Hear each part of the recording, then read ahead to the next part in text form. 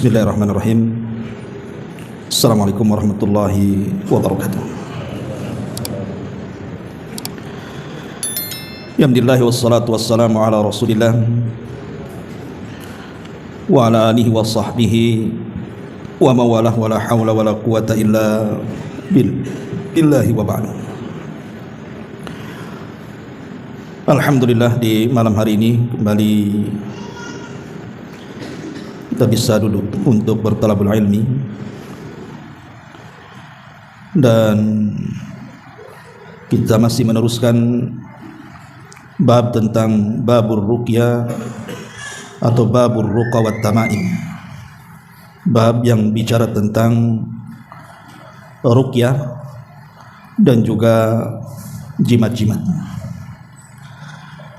Kemarin kita sudah membaca satu dalil dari muallif rahimahullahu taala, hadis dari Abi Bashir Al-Ansari radhiyallahu an. Kemudian beliau menyebutkan dalil kedua, an Ibni Mas'udin sami'tu Rasulullah sallallahu alaihi wasallam yaqul innar ruqa wat tamaima wat tiwalata syirkun, rawahu Ahmad wa Abu Dawud. Dari sahabat Ibnu Mas'ud, aku mendengar Nabi sallallahu alaihi wasallam bersabda, sesungguhnya ruqyah, tamimah dan tiwalah adalah kesyirikan. Ma'asyiral muslimin wal muslimat rahimani wa rahimakumullah. Sedikit bicara soal ruqyah. Kenapa kita harus paham seputar ruqyah ini dan khususnya para peruqyah? Karena kalau tidak paham urusan ruqyah, itu fatal akibatnya. Karena kita tahu bahwa dari seluruh orang-orang yang Allah anugerahkan bisa ataupun membuka praktek pengobatan, yang paling banyak masuk pada kekeliruan itu adalah tukang ruqyah. Kenapa? Kalau dokter yang ada di rumah sakit itu, mereka mengobati sesuatu yang tampak di depan mereka. Bahkan mereka belajar bertahun-tahun, apalagi sampai ke spesialis tertentu. Itu sampai belasan tahun tuh mereka mengambil pengetahuan soal kesehatan. Artinya mereka bisa mendeteksi, apalagi dengan kecanggihan alat hari ini. Si fulan kena kolesterol, si fulan kena diabetes, si fulan kena kanker, kena ini, kena itu. Mereka tahu. Karena penyakit yang dihadapinya nampak. Tapi kalau para peruqyah ini, penyakit yang tidak dihadapinya itu tidak tampak. Macam mana dia caranya tahu bahwa orang ini terkena penyakit seperti dokter mendeteksi, tahu ini kena asam urat, ini kena kolesterol, darah tinggi? Peruqyah tidak tahu. Karena dia menghadapi perkara gaib masalahnya. Makanya kalau para peruqyah itu tidak tahu ilmunya, maka dia akan jatuh kepada pengobatan yang sangat fatal. Bahkan bisa saja berubah dari peruqyah menjadi dukun. Yang tadinya boleh kita panggil untuk meruqyah kita, jadi haram hukumnya. Jangan lagi bicara membenarkan ucapannya, datang saja sholat kita 40 hari ditolak jadinya. Makanya dalam dunia ruqyah ini ada hal-hal yang harus dipahami. Dan jangan sembarang juga antum memanggil mereka kalau memang antum tidak paham apakah ruqyahnya syar'i atau tidak syar'i. Dikhawatirkan antum datangkan dukun ke rumah, bukan mendatangkan peruqyah. Ma'asyiral muslimin wal muslimat rahimani wa rahimakumullah. Baik, sebelum saya bercerita panjang lebar soal kekeliruan, apa beda peruqyah dengan dukun, apa saja adab-adab seorang peruqyah dan yang diruqyah, sekedar mengulas kembali tentang ruqyah. Kita tahu bahwa syarat-syarat ruqyah yang disepakati itu kan ada 3. Pertama, peruqyah itu harus menggunakan kalamullah. Kalamullah artinya Al-Quranul Karim, karena Al-Quran itu syifa, bisa mengobati. Ataupun dengan menggunakan dan menyebut-nyebut nama-nama Allah dan sifat-sifatnya. Ini yang pertama.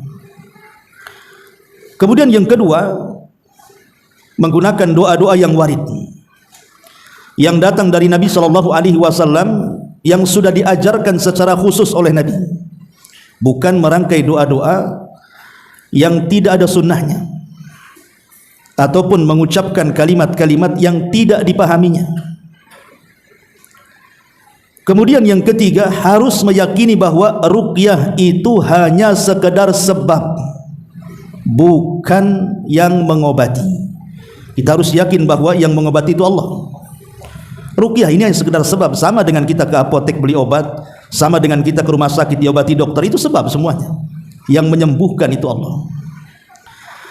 Karena ruqyah ini yang mengobati Allah Subhanahu wa taala, berarti ruqyah juga bisa mengobati berbagai macam penyakit.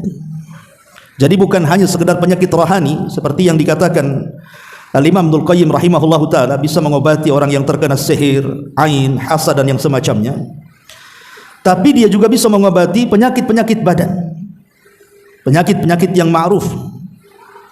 Karena yang menyembuhkan adalah Allah Subhanahu wa taala. Allah yang menurunkan penyakit, Allah juga yang menyembuhkan. Ruqyah itu hanya sebab. Kalau seandainya habis diruqyah tidak sembuh, ya memang Allah belum mentakdirkan dia sembuh, namanya sebab. Dan ruqyah ini tidak sekali dua kali, kadang-kadang berkali-kali, sampai betul-betul nampak dampaknya ataupun hilang penyakitnya. Ini tiga perkara yang harus dipahami. Ma'asyiral muslimin yang dimuliakan Allah Azza wa Jalla, adapun tata cara ruqyah sendiri itu ada tiga macam. Dan semua bisa melakukannya, tidak harus mendatangkan tukang ruqyah, antum aja bisa melakukannya. Dan ingat, sebaik-baik ruqyah adalah ruqyah mandiri. Sebaik-baik ruqyah adalah ruqyah mandiri.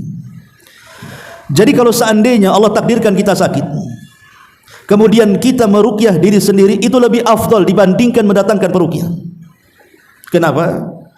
Karena doa orang yang sakit, orang yang sedang kesulitan itu lebih mustajab dibandingkan doanya orang lain. Maka usahakan meruqyah sendiri dengan cara ya tadi, membaca Al-Quran, kemudian niatkan itu sebagai obat bagi badan kita. Kalau Allah sembuhkan, alhamdulillah. Bukan mungkin Allah punya rencana lain yang jauh lebih, ma huwa syifa. Quran itu semua obat. Kalau seandainya kemudian menggunakan ayat atau surat tertentu yang ada fadilahnya, lebih afdal. Seperti namanya surah Al-Fatihah, jelas fadilahnya. Kemudian surah Muawwidhataini, qul a'udzu birabbin nas, qul a'udzu birabbil falaq, jelas, bahkan Rasul pun selalu meruqyah dengan dua surat itu. Atau ayat kursi umpamanya. Maka itu lebih afdal karena jelas keutamaannya kan. Tapi kalaupun membaca Al-Quran secara ngacak pun tidak ada masalah, karena Quran itu adalah obat.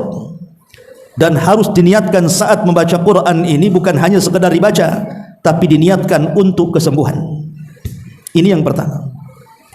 Yang kedua, boleh juga disertai dengan tiupan.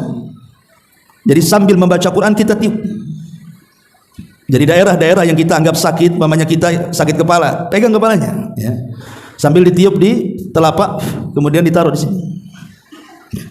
Ataupun cara yang ketiga, dengan cara nafsu. Nafsu itu tiupan disertai dengan sedikit ludah. Dan banyak-banyak ludahnya. Sedikit aja kan. Ya. Jadi itulah tiga cara. Dan terkadang boleh juga ruqyah itu menggunakan media-media tertentu yang sudah difatwakan para ulama boleh. Contoh umpamanya dengan air. Ataupun dengan minyak zaitun. Dan tidak boleh meluaskan media-media yang tidak ada sunnahnya.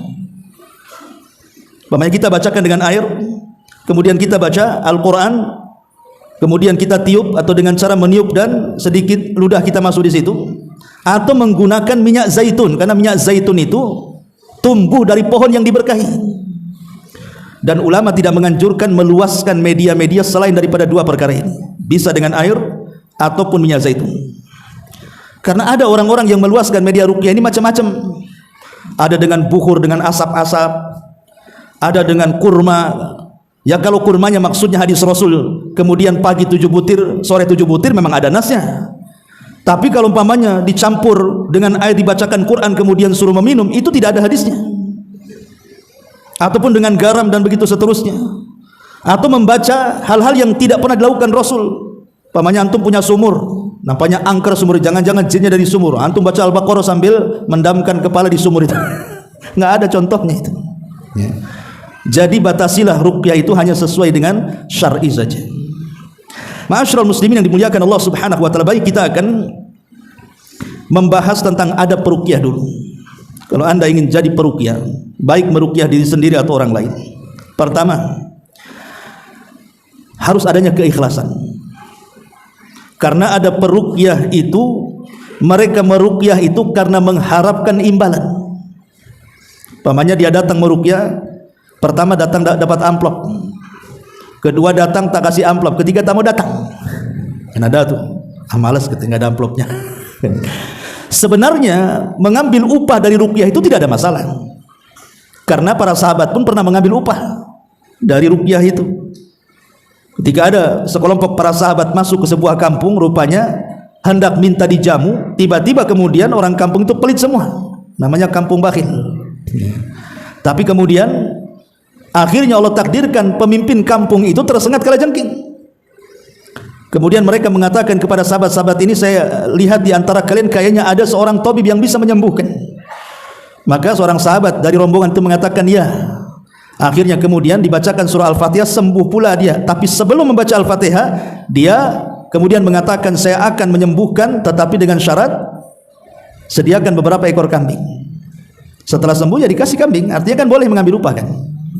Tapi jangan berlebihan. Dan tujuan kita kalau bisa bukan untuk itu, memang kita ingin menolong saudara kita supaya dia sembuh. Disitulah letak pahalanya.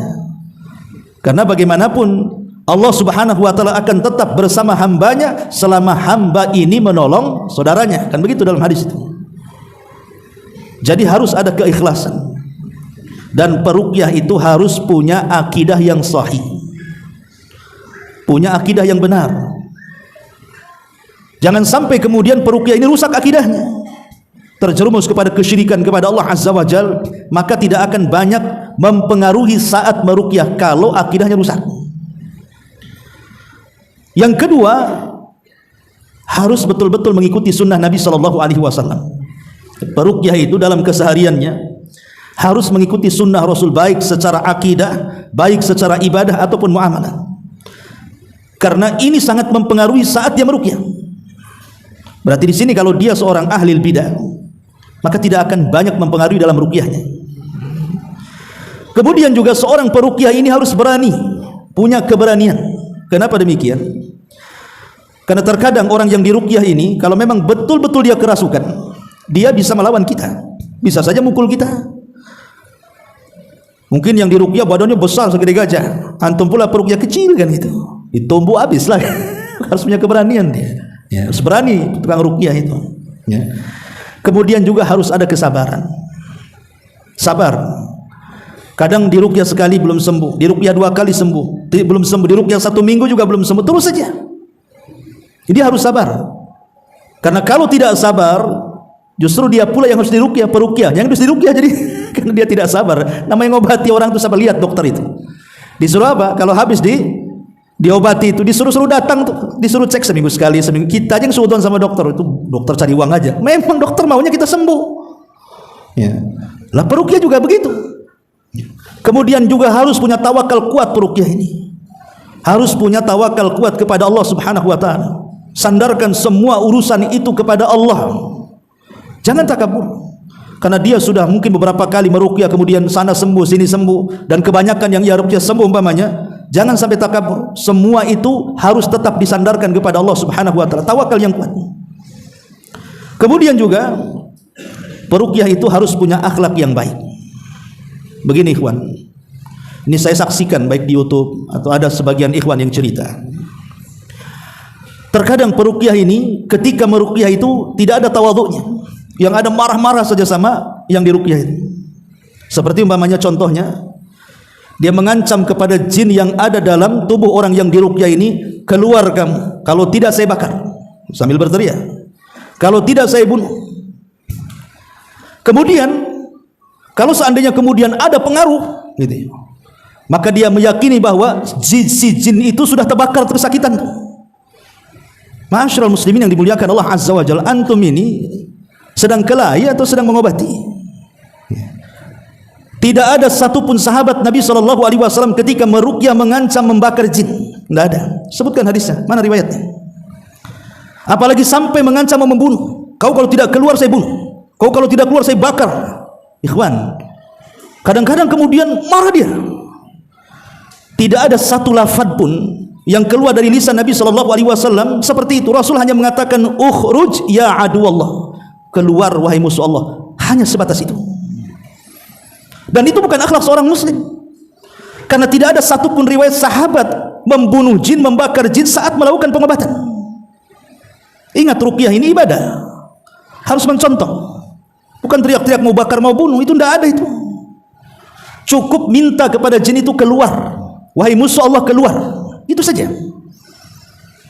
Yang kedua, kita meyakini dengan keyakinan yang diada-adakan. Umpamanya ada reaksi ini, kamu sudah terbakar. Dari mana kita tahu dia terbakar? Apakah kemudian terbakarnya jin sama ketika antum melempar bensin kemudian membakar orang? Enggak begitu, ikhwan. Tahu memang dia terbakar, apinya kayak apa? Memang ada keluar asap dari kepalanya. Oh, nampak nih kebakar, ada asapnya dari kepala tuh. Itu lagi ngerokok. Ikhwatu fiddin yang dimuliakan Allah Azza wa Jalla, enggak boleh seperti itu. Peruqyah itu harus tawadhu orang, rendah diri, sabar. Tidak boleh ngancam-ngancam seperti itu, karena ini perkara gaib. Ditambah-tambah ini yang paling fatal nih. Kadang-kadang si peruqyah ini langsung memponis kamu kena jin, kamu kesurupan nih. Akhirnya apa? Ketika si peruqyah ini sudah pergi, kalau yang diruqyah ini suaminya atau mungkin istrinya, jadi bertengkar lah ini suami istri itu kan, betul kok kena sihir kan? Atau mungkin istri, jangan-jangan kau yang nyihir saya, karena terkena sihir informasi dari si peruqyah kan? Jadi masalah rumah tangganya. Kita tidak tahu alamat orang itu kena sihir atau tidak, ikhwan. Tidak boleh seorang peruqyah itu memponis kayaknya kamu kena jin ini, biar saya ruqyah. Nah, tidak ada yang tahu dia kena alamat kena sihir atau tidak. Peruqyah ini cukup datang, ya mudah-mudahan saya ruqyah ya, kalau memang sembuh alhamdulillah, kalau tidak ya bersabar saja. Tidak perlu nakut-nakuti seperti itu. Karena kita tidak pernah melihat jin. Makanya saya katakan yang paling fatal, yang paling banyak kesalahan dalam pengobatan itu peruqyah tuh. Sok tahu akhirnya kan, ketika kemudian dia memponis bahwa engkau terkena sihir, ada jin di di badanmu, nanti nih yang diruqyah ini akhirnya was-was setan datang membayang-bayangkan siapa kira-kira yang menyihir saya ini, siapa kira-kira yang menyihir, jangan tetangga sebelah. Akhirnya tetangga kena. Ya. Jangan sampai memponis seperti itu, karena itu tidak ada tanda-tandanya. Makanya harus punya ada akhlak. Seorang peruqyah itu tawadhu, ya. Harus betul-betul memang niatnya ingin supaya orang itu sembuh. Jangan nakut-nakuti, itu namanya nakut-nakuti itu. Makanya lihat dokter itu, kalau antum ke dokter, nakut-nakuti gak dokter itu? Penyakitnya bahaya, besok mati kan? Nggak ada dokter kayak gitu itu. Walaupun besok mau mati kan ngomong dia, ngomongnya sama orang. Tapi sama orang yang sakit gak akan dibicarakan, karena itu kode etik mereka. Lah harusnya peruqyah kan kurang lebih dengan dokter. Anda ini penyembuh, bukan dukun sok tahu yang gaib. Apalagi sampai mengatakan nih, kayaknya ini jin korinnya nih, kalau dia sudah mengatakan seperti ini, jangan didatangkan peruqyah seperti ini, dia dukun, karena sudah mengklaim tahu yang gaib namanya. Yang tahu yang gaib itu cuma Allah Subhanahu wa ta'ala. Makanya seorang peruqyah itu harus berakhlak. Ma'asyiral muslimin yang dimuliakan Allah Subhanahu wa ta'ala. Kemudian juga seorang peruqyah itu betul-betul mengharap pahala Allah Subhanahu wa ta'ala. Artinya datang itu hanya betul-betul ingin menolong saudaranya. Soal kemudian dia dapat upah ataupun tidak, sedikit atau banyak, dia tidak mematoknya. Dan insya Allah kalaupun tidak ada balasan di dunia, Allah akan balas di akhirat. Karena ruqyah ini ibadah, baca Quran di situ. Ya. Ma'asyiral muslimin yang dimuliakan Allah Subhanahu wa ta'ala. Yang paling penting juga seorang peruqyah itu harus punya ilmu. Harus punya ilmu. Minimalnya ilmu halal dan haram. Kalau dia tidak tahu ilmu halal haram, akhirnya meruqyah pun tidak tahu mana yang boleh, mana yang tidak jadinya kan. Makanya harus belajar, harus terus membaca, bertanya, hadir di majelis ilmu, ya, supaya dia paham cara meruqyah. Karena bukan hanya sebatas dia punya pengetahuan tentang halal dan haram, seorang peruqyah itu harus punya hibroh. Hibroh ini pengalaman. Kita lihatlah dokter-dokter itu kan, semakin jam terbangnya, semakin banyak menangani pasien, semakin canggih dia, semakin banyak yang diselamatkan. Lah peruqyah juga sama seperti itu. Dia harus banyak belajar, terutama kepada kakak-kakak para peruqyahnya lah yang sudah lama-lama, yang sudah mempraktikkan betul-betul ruqyah syariah. Harus punya pengalaman. Bukan datang baca Quran gitu saja, tidak ada ilmunya semuanya. Ma'asyiral muslimin yang dimuliakan Allah Subhanahu wa ta'ala. Kemudian juga terus berdoa kepada Allah ketika meruqyah agar Allah memberikan kesembuhan kepadanya. dan menjauhi cara-cara yang tidak syar'i. Cara-cara yang tidak syar'i. Umpamanya ya tadi, karena dia mungkin berdasarkan pengalaman. Padahal tidak semua pengalaman ini sesuai dengan syar'i. Terkadang pengalaman dia tidak sesuai dengan syar'i. Umpamanya saat meruqyah umpamanya dengan cara menendang, memukul, mungkin jinnya jahat gitu. Pukul orang, keluar sampai kesakitan, bukan jin yang keluar, memang dipukul ya sakit kan gitu. Kesakitannya itu bukan masalah jinnya, memang walaupun nggak kesurupan dipukul ya sakit lah kan gitu. Tengok udah reaksi katanya. Ma'asyiral muslimin yang dimuliakan, cara-cara seperti ini ada yang sampai dicekik, ditendang, naudzubillah. Ya. Jangan menggunakan cara-cara yang tidak syar'i, penemuan-penemuan yang menyelisihi sunnah Nabi SAW. Maka yang lebih selamat itu bacakan saja. Ya. Kalaupun harus memegang tempat-tempat yang mungkin dirasa sakit oleh yang diruqyah itu pun kepada orang-orang yang boleh dipegang. Seperti mamanya peruqyahnya laki-laki, yang diruqyahnya laki-laki, ada masalah. Ini peruqyahnya laki-laki, yang diruqyahnya perempuan, dipegang-pegang lagi. Nggak boleh, kawan. Ustaz, tapi kan saya pakai kaos tangan. Walaupun pakai kaos tangan, Nabi loh ketika membaiat sahabiah tidak pernah berjabat tangan. Bisa saja Nabi pakai kaos tangan kan, tapi tidak lakukan Nabi. Makanya jangan menyentuh. Dibacakan saja di balik tabir, kecuali kalau dia boleh dipegang sama laki-laki atau sama perempuan yang meruqyah, tidak ada masalah. Nah ini juga kadang-kadang nggak punya akhlak itu. Yang lebih parah lagi kadang-kadang berkhalwat pula dia. Namanya meruqyah istri orang, suaminya pergi dulu, tetap aja dia baca. Gimana kawan? Berkhalwat. Ingat, kalau sudah berdua-duaan laki-laki dan perempuan, yang ketiganya setan itu. Ma'asyiral muslimin yang dimuliakan Allah Azza wa Jalla. Jadi menggunakan cara-cara syar'i yang betul-betul ada sunnahnya. Kemudian juga kalaupun tadi menggunakan media, ya gunakanlah media-media yang dibolehkan menurut para ulama seperti air, minyak zaitun, dan itu difatwakan oleh Syekh bin Ba, Syekh Utsaimin, Syekh Jibrin, dan banyak para ulama yang membolehkan hanya menggunakan dua media ini. Selebihnya maka jangan diluaskan media-media yang tidak ada contohnya, nanti masuk pada khurafat.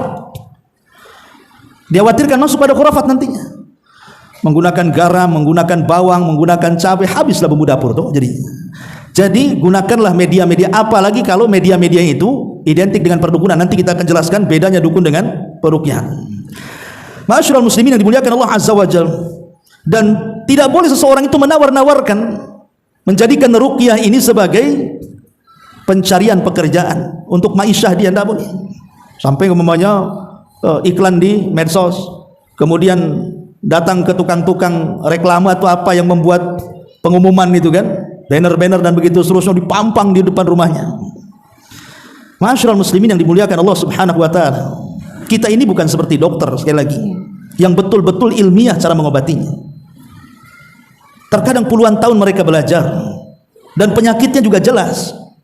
Peruqyah ini hanya sekedar sebab pengobatan saja. Kita tidak memastikan sembuh. Kadang-kadang seorang peruqyah ini dia promosi, aku sudah meruqyah 20 orang semua sembuh, tenang saja. Gimana kawan? Dari mana antum tahu sembuh dia? Ma'asyiral muslimin yang dimuliakan Allah Subhanahu wa taala, maka seorang peruqyah itu niatnya lillahi taala, karena Allah Subhanahu wa taala, bukan karena pamer ataupun riya. Tidak akan berpengaruh ruqyahnya. Kalaupun berpengaruh, jangan-jangan istidraj saja jadinya. Sembuh sesaat, nanti sakit lagi itu yang diruqyah. Kemudian juga ikhwan, bersihkan tempat-tempat ruqyah itu. Kalau hendak meruqyah, bersihkan. Pamannya kita dipanggil untuk meruqyah di rumah siapa kan gitu. Nah, kalau memang ada hal-hal yang menjadi sarang setan di situ, tolong dibuang. Tah gambar-gambar yang bernyawa, di situ ada patung, di situ ada anjing, dan disuruh orang yang akan diruqyah itu betul-betul dalam kondisi sopan, menggunakan pakaian syar'i. Ya. Jangan sampai kemudian pakaian dia asal-asalan, karena akan menjadi fitnah. Apalagi dia lawan jenis kita kan gitu. Perempuan yang diruqyah pakaiannya pula, setelannya memfitnah kita, nggak fokus lah yang diruqyah, meruqyah ini jadinya bisa saja dia terfitnah kan itu. Kemudian juga sekali lagi, hindarkan menggunakan kalimat-kalimat yang tidak dicontohkan. Ya cukup apa yang datang dari Nabi SAW, ukhruj ya aduwallah, dan jangan memperbanyak dialog, apalagi sampai membenarkan jin yang ada di badan orang. Nggak usah memperbanyak dialog, baca saja Quran. Ma'asyiral muslimin yang dimuliakan Allah Azza wa Jalla. Baik, kita akan masuk, apa sih perbedaannya peruqyah dengan dukun itu? Ya. Kita masuk kepada dunia dukun dulu. Pertama, kalau ada peruqyah kemudian minta di tempat-tempat yang digelapkan, tolong lampunya matikanlah katanya. Ini bukan peruqyah. Antum mau ngapain di gelap-gelap pula? Itu dukun tuh. Ya. Kemudian juga yang kedua, menggunakan jimat-jimat. Umpamanya di situ ada jimat-jimat menggunakan nomor-nomor tertentu, raja-raja tertentu, huruf-huruf tertentu dari huruf-huruf hijaiyah yang kemudian dibolak-balik, yang kadang-kadang tidak paham maknanya, atau ayat-ayat Al-Quran yang samar-samar dan begitu seterusnya. Maka ini bukan peruqyah, ini dukun. Dia dajjal. Ya. Ataupun menggunakan mantra-mantra yang tidak dikenal. Menggunakan mantra-mantra yang tidak dikenal, bukan dari Quran, bukan dari doa, bukan dari zikir, entah apa yang dibaca. Kemudian juga suka menakut-nakuti. Wah, ini kamu kena sihir, kena santet ini. Ini santetnya kuat kali ini kayaknya. Ini yang dukunnya orang ini kayaknya nih. Nggak boleh menakut-nakuti. Kalau sudah menakut-nakuti, itu bukan peruqyah, itu dukun. Kemudian juga terkadang menggunakan asap-asapan. Syaitan itu suka dengan asap, maka jangan menggunakan asap. Kemudian juga menggunakan transaksi. Terkadang transaksi ini karena untuk mengadakan syarat-syarat tertentu, entah untuk membeli ayam disembeli, membeli barang-barang tertentu dari jimat-jimat dan begitu seterusnya. Ini bukan peruqyah. Peruqyah itu tidak ada beli ini beli itu, dia hanya baca Quran saja. Ya. Ma'asyiral muslimin yang dimuliakan Allah Azza wa Jalla. Kemudian juga suka berbohong. Peruqyah itu tidak suka berbohong. Jangan berbohong. Kalau dukun ya biasa. Karena dukun itu biasa memastikan sedikit-sedikit bisa, pasti sembuh. Nah, itu kalimat-kalimat seperti ini bahaya. Pak dukun, sembuh, sembuh. Ini penyakit enteng ini, sembuh, gampang ini. Ini kalimat-kalimat seperti ini tidak keluar dari seorang peruqyah. Kemudian terkadang nuduh-menuduh bahwa si fulan menyihir dia. Ini ada nih orang-orang yang suka menuduh, ini kamu terkena sihir, kayaknya yang menyihir ini sekitar sini lah, nggak jauh-jauh dari sini. Ini kan menyebar fitnah, ikhwan. Ya. Kemudian juga sok mengerti perkara-perkara gaib. Ini kalau sudah tahu perkara gaib, ya tadi, pamannya dia mengatakan dalam tubuhmu ada jin, dalam tubuhmu ada setan, ada apa kan itu, ada penyakit hasad, ain dan yang semacamnya, maka ini dukun karena sok tahu yang gaib. Kemudian juga mampu memindahkan penyakit. Ya.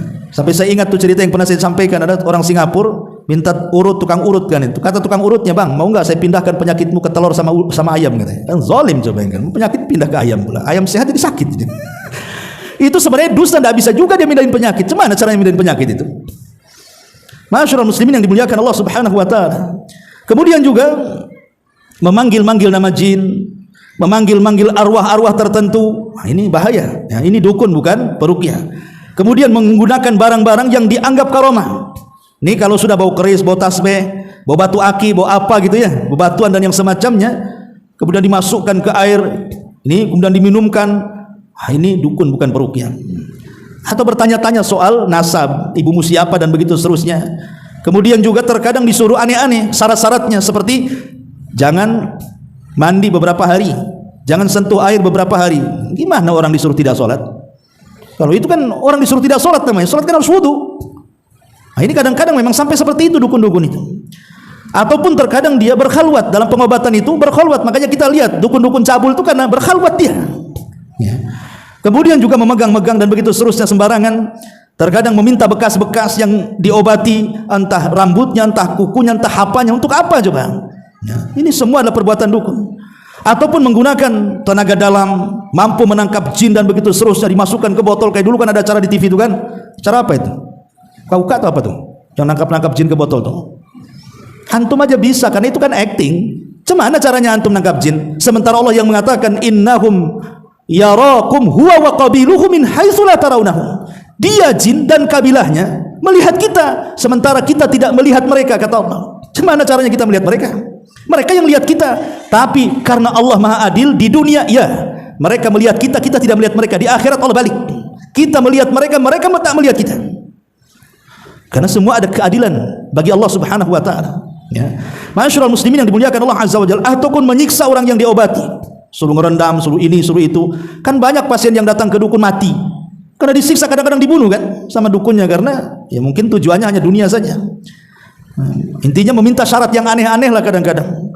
Kadang-kadang syarat itu yang tidak bisa dikabulkan, hanya bisa dikabulkan oleh dukunnya sendiri.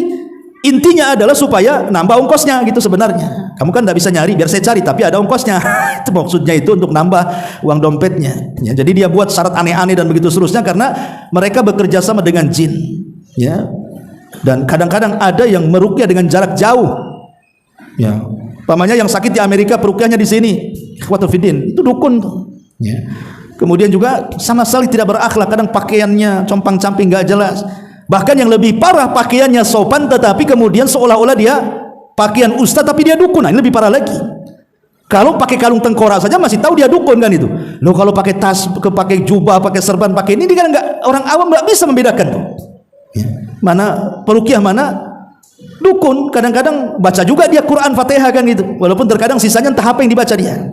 Tapi yang jelas kalau ciri-ciri ini nampak, dia bukan peruqyah tapi dukun dajjal. Jangan datang bertanya apalagi sampai membenarkan, karena bukan solat kita 40 tidak diterima 40 hari, bisa saja kita keluar dari Islam tanpa sadar, naudzubillah. Adapun para peruqyah ini tidak ada ciri-ciri itu. Peruqyah itu hanya sekedar baca, datang baca. Apa yang dibaca? Al-Quran. Apa yang dibaca? Doa-doa yang warid dari Nabi SAW. Apa yang dibaca? Ya nama-nama Allah, sifat-sifatnya. Tidak lebih dari 3 perkara. Baca Quran, baca doa yang warid, baca nama-nama Allah ataupun sifat-sifatnya. Sini, tidak ada lagi syarat yang lain. Ini kalau peruqyah aneh-aneh syaratnya, kau ini bukan peruqyah, kau dukun. Masyarul muslimin yang dimuliakan Allah Subhanahu wa taala. Makanya harus dipahami ya, perkara-perkara ruqyah ini jangan sampai kemudian masuk pada perkara-perkara khurafat. Masyarul muslimin yang dimuliakan Allah Subhanahu wa taala. Lalu apa yang diharuskan orang yang akan diruqyah ini? Pamannya kita. Dan sekali lagi bahwa sebaiknya kalau kita peruqyah, kalau ada orang yang datang ke kita, jangan langsung kita ruqyah. Antum kalau sebagai peruqyah, ada orang datang minta ruqyah ke kita, jangan langsung diruqyah. Tapi sarankan dulu dia ruqyah diri sendiri. Kemudian kita ajarkan, pamannya datanglah ibu-ibu ke antum, tolonglah Ustaz ya, atau akhi ruqyah saya ya.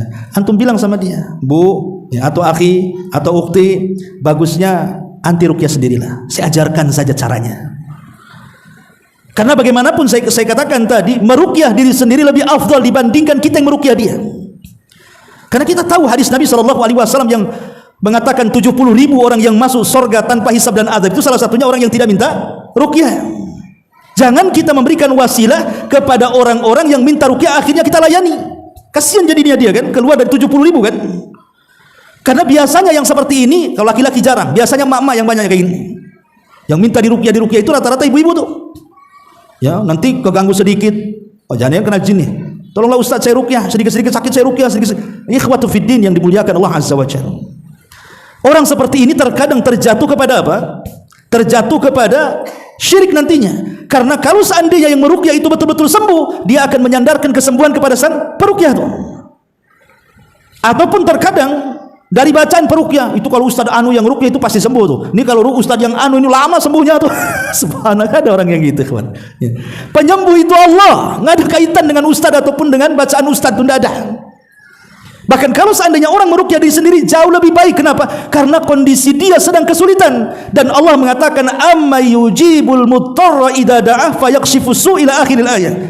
Siapa lagi orang yang akan mendengar doa orang-orang yang ada kesulitan kecuali Allah Subhanahu wa taala. Ayat ini mengatakan bahwa di antara sebab mustajab doa adalah ketika orang sedang ditimpa musibah. Sekarang ditimpa musibah orang yang meruqyah atau yang diruqyah? Yang diruqyah kan yang terkena musibah dia. Berarti doa dia lebih mujarab dibandingkan yang meruqyah. Makanya para peruqyah ini saya nasihatkan, kalau ada datang jangan diruqyah dulu.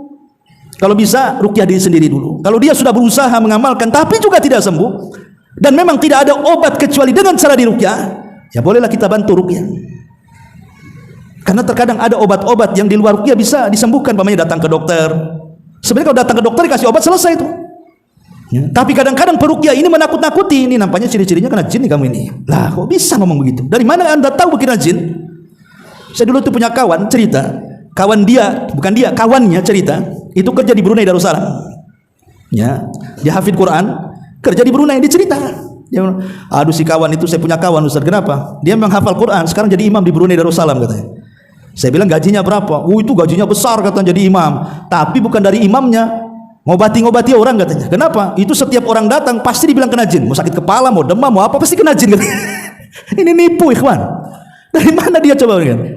Masyarul muslimin yang dimuliakan Allah Azza wa Jalla. Jadi intinya harus dipahami satu, bagi orang yang akan diruqyah itu, Anda harus tahu bahwa namanya di dunia ini pasti tidak lepas daripada ujian, tidak lepas daripada bala, tidak lepas dari masalah, tidak lepas dari penyakit, namanya orang hidup di dunia ini tidak mungkin lepas dari ujian Allah. Kehidupan yang sempurna itu hanya di sorga. Selama kita hidup di dunia pasti diuji Allah dengan penyakit, dengan kefakiran, dengan masalah keluarga, macam-macam ya. Jadi harus yakin. Kenapa saya katakan harus yakin bahwa dunia ini bukan tempat istirahat tapi darul bala? Supaya kita lebih sabar lagi, lebih sabar, dan jangan sampai menolak takdir. Akhirnya kemudian Allah Subhanahu wa taala jadi objek celaan. Kenapa ya Rabb, aku saja kau timpa penyakit, kenapa orang itu sehat-sehat saja? Ikhwan, terkadang ujian itu mengangkat derajat, boleh jadi mengingatkan kita, boleh jadi menghapus dosa dan begitu seterusnya. Yang kedua, karena begini ya, saya tambah, jangan cerita kita. Nabi SAW kurang apa solehnya, kurang apa mulianya, kurang apa agungnya, dia pun terkena sihir. Nabi kena sihir. Siapa yang menyihirnya? Labid ibn A'sam, orang Yahudi. Dan Nabi SAW tidak tahu kalau dia terkena sihir sampai 6 bulan. Kalau bukan karena Jibril turun kemudian meruqyah dan mengatakan bahwa dia matbub, dia terkena sihir, baru Rasul tahu. Dari sini istimbatnya, peruqyah tidak tahu kalau orang itu terkena sihir. Nabi aja nggak tahu kalau dia kena sihir, kecuali setelah malaikat ngomong engkau terkena sihir. Maka jangan bilang peruqyah ini langsung main ponis kena sihir, ciri-cirinya nampak nih. Nggak bisa, kawan. Ya, ini harus dipahami. Ini yang pertama. Kalau Nabi saja semulia itu kena sihir, apalagi kita? Maka yakini bahwa dunia ini darul bala. Satu. Yang kedua, tetap kita cari obat. Kalau kita terkena penyakit, kewajiban kita cari obat. Karena Allah itu tidak mungkin menurunkan penyakit kecuali ada obatnya. Cuma namanya obat itu alima man alima wa jahila man jahila. Ada yang tahu penyakit itu obatnya ini, alhamdulillah. Seperti kita sakit kepala, oh tahulah ini bodrek, minum bodrek sembuh, alhamdulillah, tahu obatnya. Ini kena asam urat nih obatnya, alhamdulillah. Ini kena kolesterol, alhamdulillah, ada yang tahu. Ya, setelah diberitahu konsultasi dokter, kasih tahu ini obatnya, alhamdulillah, kita bersyukur. Tapi ada yang tidak tahu. Lah tidak tahu ini disuruh untuk berusaha mencari sebab kesembuhan, mencari sebab kesembuhan. Entah datang ke dokter, entah datang ke apotek beli obat, entah datang ke tukang-tukang ruqyah. Kalau memang itu ruqyah syar'i. Ya. Dan ingat ketika para ulama menjelaskan apakah setiap orang yang minta diruqyah dikeluarkan dari 70.000 orang yang masuk surga tanpa hisab dan adab, sebagian para ulama mengatakan seperti Syekh bin Bas dan yang lain mengatakan tidak semua. Tidak semua orang yang minta ruqyah dikeluarkan dari 70.000 itu. Ya. Ketika orang ini memang tidak bisa disembuhkan kecuali dengan ruqyah, seperti orang kerasukan, dokter mana bisa menyembuhkan? Itu bukan ranah dia. Yang bisa menyembuhkannya para peruqyah kan begitu. Kalau tidak ada obat kecuali itu, maka dia tidak keluar dari 70.000. Tapi kalau dia sedikit-sedikit minta ruqyah, sedikit-sedikit, ini bahaya. Ruqyah diri sendiri dulu. Jangan terus minta ruqyah kepada orang. Kan banyak zikir-zikir yang diajarkan pagi, petang, sebelum tidur, setelah tidur dan begitu seterusnya yang bisa menjadi obat dan pelindung kita dari gangguan setan dan sihir dan yang semacamnya. Masyaallah muslimin yang dimuliakan Allah Azza wa Jalla. Kemudian juga yang diruqyah harus paham bahwa ruqyah itu sebab. Saya ulang-ulang, ruqyah ini sebab, bukan penyembuh. Ya. Bukan penyembuh. Dan seorang peruqyah juga jangan memposisikan dia dokter.